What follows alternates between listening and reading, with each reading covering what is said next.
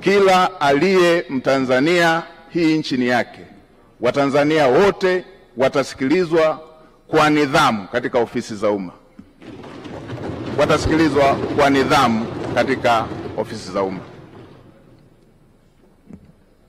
Watanzania watafikisha kero zao, na watumishi wa umma watakwenda kwenye makazi, kwenye maeneo ya Watanzania kutatua kero za Watanzania.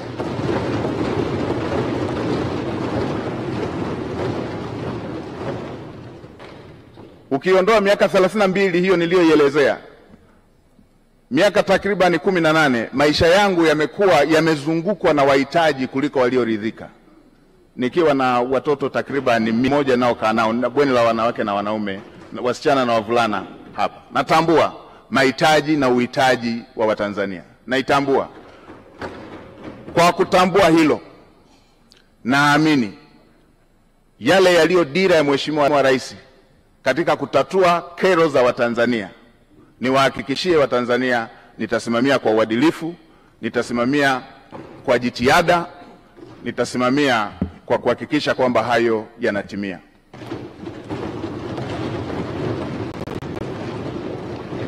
Kwa kuzingatia kazi kubwa hiyo iliyoko mbele yetu niliyoisema, kwa kuzingatia kazi kubwa iliyoko mbele yetu niliyoisema, watumishi wa umma na Watanzania sote tuwe tayari.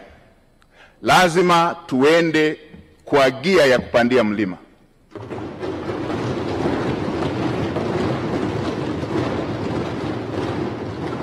Lazima tuende kwa gia ya kupita kwenye bahari yenye mawimbi.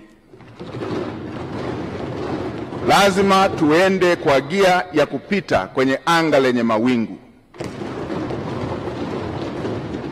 Lazima chombo kifike salama na watu wake wakiwa salama. Kwa watumishi wa umma wavivu, wazembe, wala rushwa,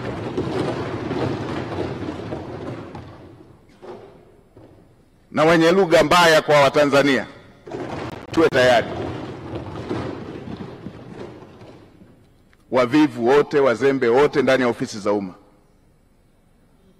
nitakuja na fiekeo na rato. Lazima maono ya Mheshimiwa Rais